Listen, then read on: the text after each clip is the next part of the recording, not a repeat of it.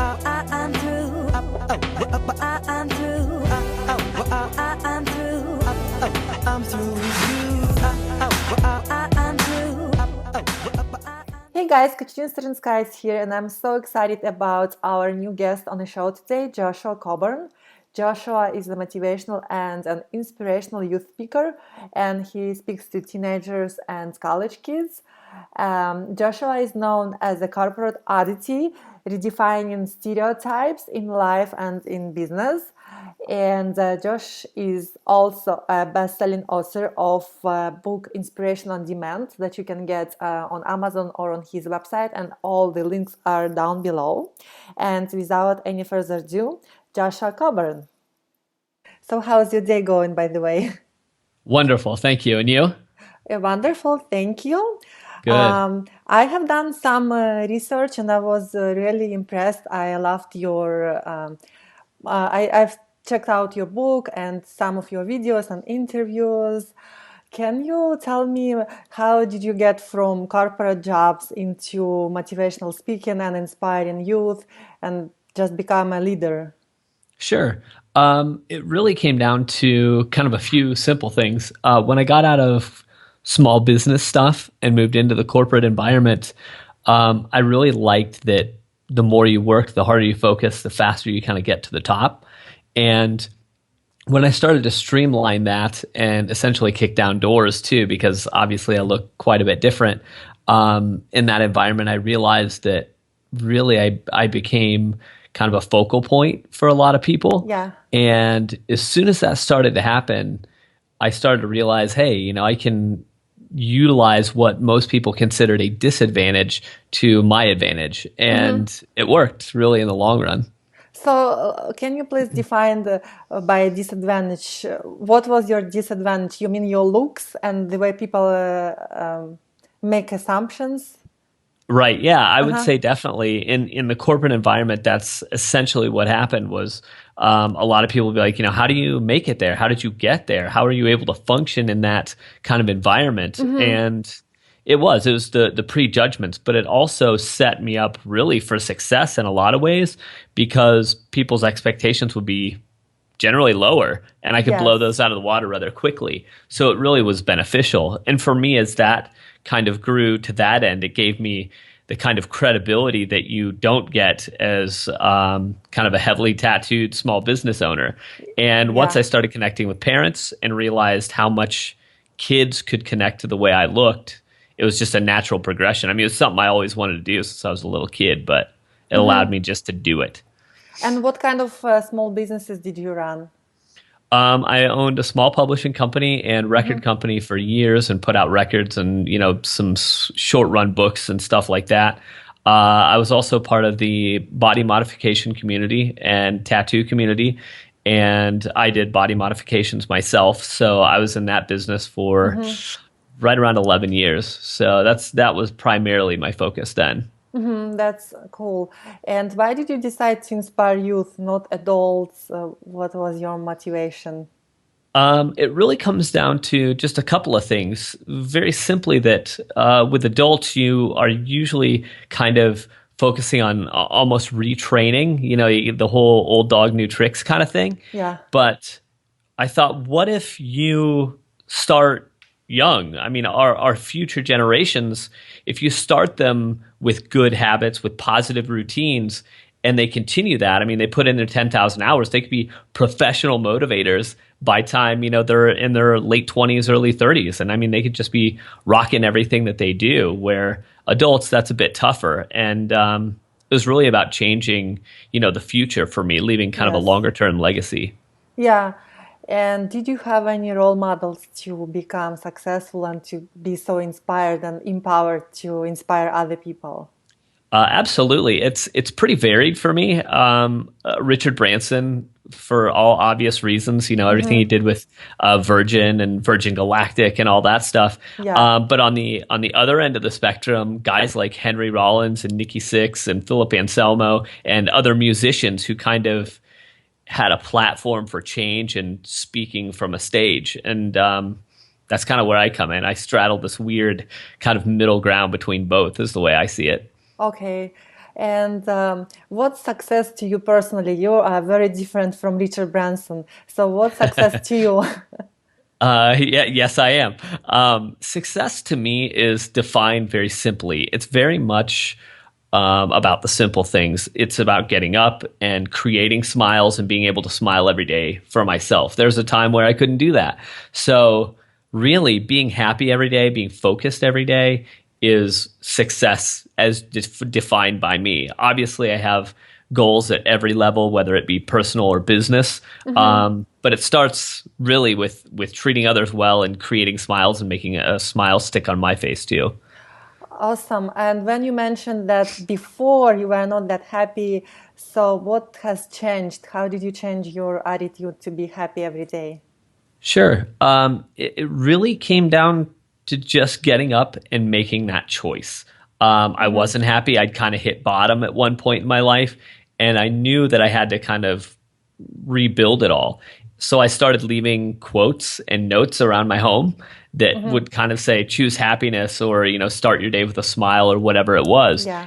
And those turned into my own quotes, which then started getting posted all over the internet and ultimately turned into my latest book, Inspiration on Demand. But that's really what dug me out, was those kind of daily quotes to set me on a straight focus. Can you tell us more, please, about the book Inspiration on Demand? Is it just for youth or for adults, for both? And is it on Amazon, available on Amazon? Yes, absolutely. You can get Inspiration on Demand anywhere, pretty much. And it's really for overcoming kind of daily obstacles and ultimately reaching your dreams. And it's just daily quotes, so it's not really intended for any specific audience. It's for anyone who wants success. It's not really a straight through read. It's not intended to, sit down and just blaze through. It's really more of, well, an on-demand kind of thing. Keep it in your backpack, keep it on your nightstand, so when you get up, you just flip it to any page, point to it, and kind of take in the positive message for the day and apply as you see fit. And when you say it's great for anybody who wants to be successful, you mean successful financially or relationships or health-wise, or it's a holistic approach? Definitely holistic. It's really about setting goals. And if you're able to set those goals and kind of have that thing at the top of the mountain you're going for, each daily quote is kind of like focusing on that step instead of worrying about what's at the top of the mountain. It's just that daily reminder, hey, keep doing it, keep it up, keep doing what you're doing, and keep climbing ultimately to get there. So it's just kind of that daily motivator just to keep pushing. And if you work with teenagers, so how would you go about helping them setting goals for their future? How far in advance should they look? And what are the steps of setting goals? Just sit down and write down your vision, or what's your approach? Well, it depends on a few things, but I mean, I do have something called the Dream Big workshops that we're just starting for teens. And essentially, it allows them to look inward and analyze their passions, the things they love. Because when you're 13, people might say, what do you want to be when you grow up, essentially? And, they'll toss out a few things, all of which may seem either boring to them or completely out of reach. So we kind of have them search inwardly. And if we realize, hey, they want to be, around pets, and they love fashion, and they love, tech and web and sales, we work to kind of put those things together and generate ideas. I mean, they could be in pet fashion and sell online, various, pet outfits or collars or whatever. So it's really a matter of defining each part of their interests, whether it's, their passions or kind of their if they're gamers, you can apply all that stuff. So that's what we do. We just idea generate based on interest and passion. Absolutely. And I'm curious, what is your opinion on conventional college education? Great question. That's one of my favorite questions, actually.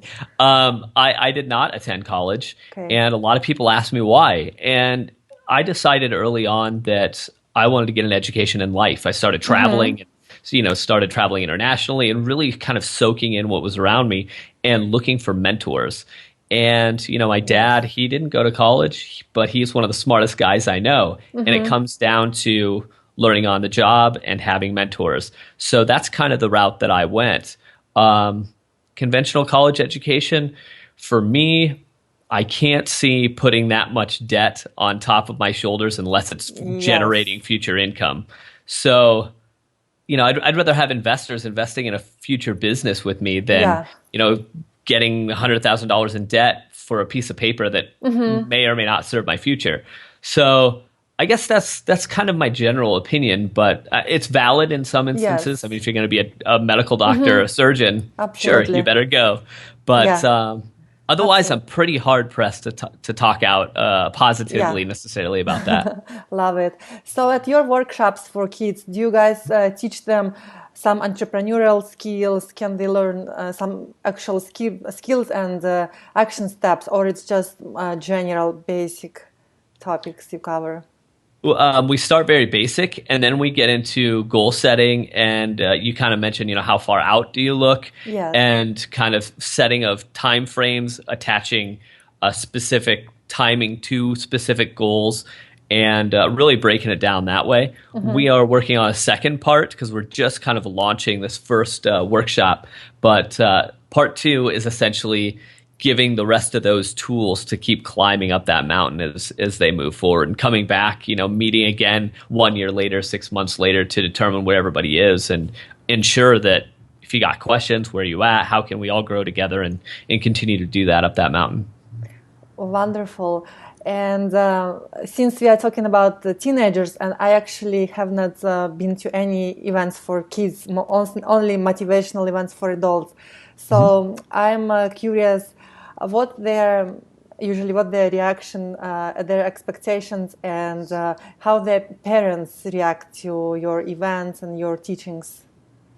Absolutely. When it comes to, I guess, the students, often the reason I end up at schools is very simply because they, through other students at local communities, local schools, see me, they attach themselves to my social media channels, and that starts to grow. And the kids tell their parents, who are then usually excited because their kids are having a positive role model or having something positive in their life, when often on the internet that's not exactly what you get. Yes. But from there, it's usually the parents who start suggesting to the school. I mean, the kids may have been hounding their counselors or principals, but when parents start to get involved, you start to see a real shift, because it's like, okay, this must be fairly valid because, X number of parents have done their research, and if the kids are pushing on them enough and they've taken action, apparently we need to keep moving forward. So generally the plus side is that the kids attach quickly. Parents are pretty judgmental at first, and understandably so. They're used to individuals in a suit and tie walking into the school, which, you may catch me in a suit and tie occasionally, but you can put a monkey in a suit. He still looks like a monkey, right? Which is definitely the way it is for me. And when I am approached by schools, or when I go to schools, I'm usually in a t-shirt that says please, and I kind of arrive like a ball of fire, because it's more like a rock concert than it is some guy in a tie behind a podium. Yeah. But usually the response, as soon as I do something like this, some Skype interviews or calls, it really switches quickly, because I'm a nice guy. I treat people well. I'm respectful. Exactly, yeah. And that changes everything rather quickly. Beautiful. And all we know that we become average of 5 people we surround ourselves with. So how can we solve this problem for kids that go to conventional high schools and there are drugs and kids don't want to study, or they just have no ambition and no goals? How we solve that? Yeah, that's a great question. Usually it comes down to very simple things. Like I mentioned, having a mentor that they can kind of attach to, and understanding that a mentor isn't defined by anyone but them. I think often when somebody says, oh, you got to find a mentor, and you're 16, immediately you're like, okay, well, I guess that teacher will work and I'll meet with them after school. But it could be, some retired businessman down the street that happens to be super nice and willing to share, his insights with you, or, your father, or anyone else locally, or, we have the internet. Who cares if they're local? If you have somebody you want to meet or reach out to, do it. Facebook's there for that reason. I mean, the number of requests I get from students just to talk, and I give that time because they deserve it. So, I mean, that's I guess my first suggestion is go find a mentor, find anyone that you can connect with, and ask questions, and hound them. They'll let you know when it's been enough. And they also can find you on social media as well, right? Absolutely, yeah. You can find me on Facebook, Tumblr, Instagram, Twitter, everywhere. I mean, I got it all going on. And we have all the links down below this interview, so it's great. You guys can connect with Josh via his social media channels. And also, so my next question would be, what kind of books would you recommend to them if they have no person around as a mentor? So they can just read books or get on YouTube, right, and watch some inspirational videos and get inspired. Anything you recommend specifically? Yeah, absolutely. I grew up in a very small town of, I think, maybe like 3,500 people. So I didn't have a lot of mentors around. So I would do just that. I would read books. And I stuck with biographies because I would read about all these great men and women, and I would try to find the central theme. What was it? Was it drive? Was it education? Was it, what was it that pushed them? I found out that it was mostly drive and passion that made them successful. But as far as it goes, any biography of any person you deem great, grab that, pick it up. But what's your favorite? The book that I go to the most is The Go-Giver. And I don't know if you're familiar with it, but it's a wonderful book about giving, about how everything you want in your life is gained by giving to others. What can I do for you is a question that I ask often. And the more that I give, the more people that essentially become part of my army, as I call it, and want to climb mountains with me and help me, push me up there. And if you ask 1,000 people what you can do for them and you help them, you have 1,000 people asking every day, what can I do for you? And that's huge. Cool. So how do you envision yourself when you're 80 years old? What is your ultimate vision of yourself? I guess really my biggest thing is I want my tombstone to very simply say, lived one life, changed many. Because ultimately, I can't determine how I affect other people. I can only determine how I choose to go about communicating with others. Yes. And I hope that it's positive. I hope that it inspires other people. And I hope it motivates them to go do whatever they want in spite of their insecurities and the issues they may have. Because you can overcome all of that stuff if you're willing to essentially be driven and have enough passion to do so. Yeah. So that's really what it comes down to. Just live one life, change as many as I can. That's what it's all about for me. Beautiful. And even a lot of us have passion and we are driven, but sometimes we are having bad days and we don't feel like doing anything.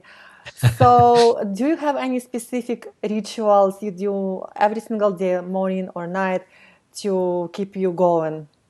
I certainly do. I still to this day get up every morning and the very first thing I do is write a positive quote. And it might be a terrible quote, but it's me trying to generate positivity in my life and create that focus. So every morning I write myself a quote or a little note that kind of gets me on the right track. Every night I step outside, and I live in a very rural area, so there's not a lot around. And I kind of look at the sky and just take it in and absorb the moment to remind myself that as big as we all think we are, we're really just this little thing in the world. And whatever kind of pebble we can toss in the pond is the best. And that's kind of what I go for. Beautiful. So what was your quote this morning? Oh, man, you would ask. Now I got to look at my phone here. Please do. Yeah, I'm going to have to tell you. Hold on here. Jeez. That's how terrible I am. I do so many. It's tough. Today's was the best part of today is that you're in it with me. Thank you for being here. Oh, that's beautiful. Yeah, thank you. Thank you for being here. Absolutely, my pleasure. How important is it for us adults and for teenagers to set up high standards to succeed in life? I think it's extremely important. Anyone who kind of ends up in a depression or kind of doesn't want to get out of bed or doesn't want to get off the couch, if you ask, well, what's your reason for getting up today? Their response is, I don't know. I don't have one. Yeah. And if you have a defined purpose or goal, even if you're not pushing yourself yet, if you have a reason to get up in the morning, you will have success eventually. And provided you're choosing to continually push yourself, you'll grow and you'll be successful. But I think that's it. I think it's just simply having that defined kind of vivid passion or purpose that you can drive for. I think it's exceedingly important. If you don't have that, excuse me, you got nothing as far as I'm concerned.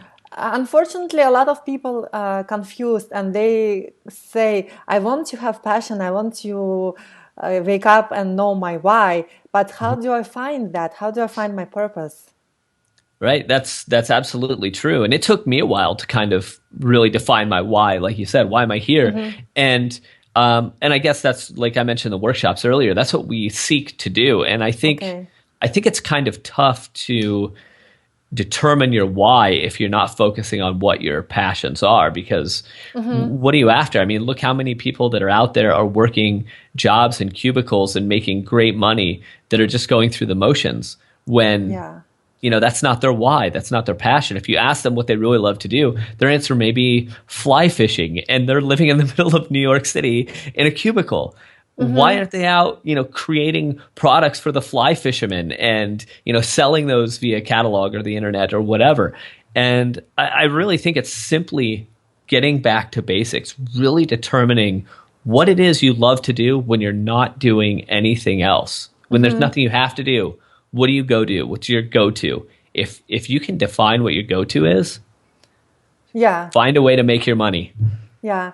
And after you left your corporate job and now you're inspiring other people, do you still get stressed sometimes and you feel like you can't manage all of that, or now you can keep it under control? I think there's a good balance of both. I mean, if you're not slightly uncomfortable, you're not growing. And there are days I'm just like, oh man, I don't have a speaking date scheduled for, this time frame, or I don't have this done yet. But then I think, well, that gives me more time to focus on something else that I'm passionate about within, the kind of bubble of what I'm doing. So there's a good balance. It's just a matter of mindset, because I do stress. I mean, I have a family to take care of and bills to pay just like everyone else. But, living within your means and making sure you're staying focused about the things that matter most, I think you can manage that stress pretty well. Thank you. So we are all born to be great, and all of us can be luminaries. However, 95% unfortunately are people average, and only 5% become world class. So what is the main difference between average mindset and world-class mindset? Very simply, I think it's living outside of any sort of rules or constrictions about what life is, and really having a solid work ethic. I mean, if you can think that anything on earth is a possibility, whether it's getting to space or creating a new product that's going to revolutionize any industry, and you're willing to work hard day in and day out for that, eventually you'll get there. And I think a lot of people don't go the extra mile. You always hear how lonely it is out there in that extra mile. Yeah. It is. And that's because there's only 5% that are willing to go that extra mile. So I think it's work ethic and the kind of no boundaries thinking to get there, to get to that place of kind of, world-class kind of placement on Earth. It's insane to think that so many people are so close and just kind of step down because they're worn out or tired. Yes, but when you work with teenagers, they are already brainwashed into this system, 9 to 5 since school. So it's a system, and they already think that it's the way it's supposed to be, and it's normal until they retired. How can we change it for teenagers while it's not too late? Set an example. They are very cynical. When I walk in there, usually they're like, oh man, there's an assembly, there's an event, whatever, I don't want to do this. But the second I come out there and I'm like, look, I look like this by my choice, and everyone told me that I could not look like this and be successful in these avenues of business, and I am doing it. and you can do it. And it doesn't matter how you look and even how you feel today about where you want to go. It's a matter of kind of altering that, flipping that switch over and moving down those roads. I mean, if you're confident, if you're willing to treat people well, and like I said, build that army so they're climbing that mountain with you, you'll win. You will get there if you're willing to put in the time. Great. And we already mentioned mentors. So if a person finds a mentor, what are the most important questions to ask a mentor? The most important questions, I guess for me, my first questions were very simply, what is it that drives you? And it came down to very simply passion. I love what I do. I haven't worked a day in my life, since I gave up X job or whatever. And when I heard that, I was just like, man, I don't want to work. I want to get paid to be me. I remember telling my high school principal that I want to get paid to be me. And he kind of laughed and he's like, that's not a vocation. And you know what it is? And I'm living it. And I think it comes down to kind of hearing that, like whatever you're passionate about, you can go after, and if you're not willing to kind of admit that as a human being, you're going to be stuck, like you said, in that 9-to-5 mindset. But if you're willing to go after it, you'll get it. And mentors, I mean, that's what they handed me. Every one of them said the same thing. Great. Have you had any situation in your life that was kind of a disaster and then it turned out to be a blessing? Yes, actually, my whole speaking platform revolves around the fact that I couldn't leave my apartment because I had gotten so afraid of kind of the outside world at one point in my life, and being judged and talking to people is just hard. And I carried all this weight around with me. And for a good 12 months, I really couldn't leave my apartment for anything except for work. And when I speak now, it, starts out with that story, because if I can get out of my apartment, stand in front of, 5,000 people and talk about, whatever it is on my worst days affect me, you can too. So absolutely. I mean, I think it's those trials that make all of our lives worth it, because you can use it because other people have been there. I mean, they've experienced being beaten down and they want to triumph as well. And if they see it in you, they'll attach themselves. Yeah. What is your biggest fear? Boy, I'm not even sure how to answer that. I don't know that I have real fears per se. I mean, I definitely have a fear of like getting lost in the ocean because I can't swim very well and I don't love that. But, as far as like a real fear that I would put myself in, business wise or personally, I don't know. I've never really put myself in a place where I would have, I guess, a ton of fear. Such a good question. I can't even answer it, because I think if I'm stuck with something, if I hit a roadblock, I mean, if I lost my voice today and I couldn't speak anymore to, massive student audiences, I would set my goals to find my way to achieve that anyway. So I can't even say my biggest fear would be losing my voice, because I would make it work somehow. This is so interesting, because usually every human being has a fear of public speaking, and you have a fear of not speaking. That's reverse. Yeah, it is, because I want to get out there. I want to touch lives. I want to learn from the people I'm in front of. And maybe if I couldn't do that, I have a fear of not gaining knowledge from this human interaction. Maybe that would be it. I mean, that would be probably all. Yeah, and we are all afraid. We all have fear of rejection, fear of being inadequate, misfits, and especially teenagers. They get bullied for that. So how do they overcome those fears? Good question. For me, it took really becoming comfortable in my own skin. I wasn't comfortable with my reflection for years. And once I kind of accepted, look, you're 5'5", you're like 150 pounds, you're a little dude, and people are going to make fun of you for that. You're not some big, powerful, looking man. And once I started kind of processing all these things, I realized that if I was centered in here, that nothing anyone could say could make me feel inadequate. They couldn't beat me down anymore. And that's really what it took for me. And I guess maybe that's why I don't have a lot of fear of things like that, because I get people sometimes that, may say negative things, but so what? I mean, I think, well, they might be having a rough day and that's unfortunate for them. If there's something I can do to fix it, I will. But beyond that, for students and individuals like that to try to kind of overcome those feelings of inadequacy, generally, I just walk through them very simply, the questions of, what's your reasons for this? What do you think makes you feel this way?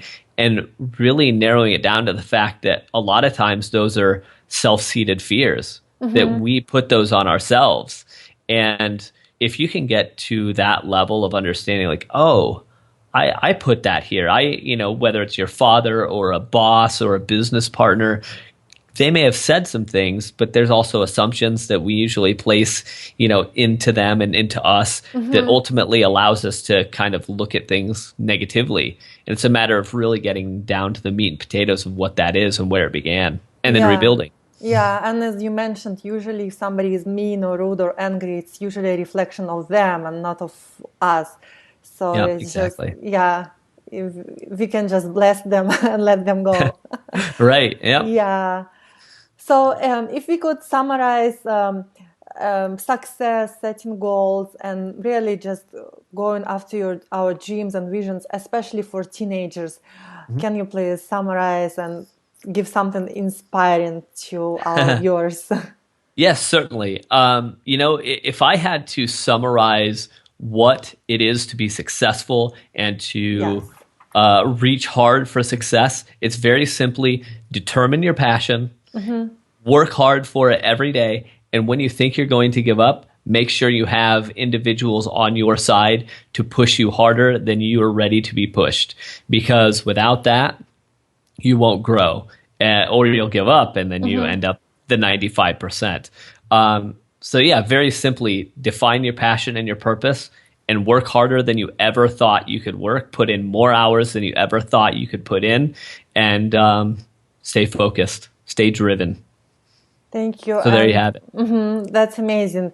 I think one more question. What are your thoughts on gratitude and how kids can be more grateful for what they have and appreciate more what they have, and not just wanting more? Sure. That's wonderful. Yeah. Gratitude is by and large the way I suggest living. That whole, the more you give, the go-giver again is based around that. And, your please, your thank you, the basic manners that, we all learn is huge. One of my platforms for speaking is if you have something nice to say it. And I do. I mean, everywhere I go, I put it out there. If I see somebody on the street and I like what they're wearing, I'll stop them. I'll say, hey, I really dig your outfit, or it's good to see you today. I like what you're about. Yeah. And I may not have met them and they may think I'm crazy, but they always have a smile, and they may pull out their phone and jump on Twitter and be like, hey, this crazy guy just gave me a compliment. It was kind of creepy, but I totally loved it. Thanks, And the more you give, the more you are grateful for what you have, the more you gain, whether it's, personally or individuals on your side to assist in the wider giving that you can do for our country and for the world in general. So, it really comes down to very simply, what can I do for you? Wonderful. And if somebody wants to get in touch with you and book you for speaking engagements, where do they find you? Absolutely. JoshuaCoburn.com or mannersandmotivation.com.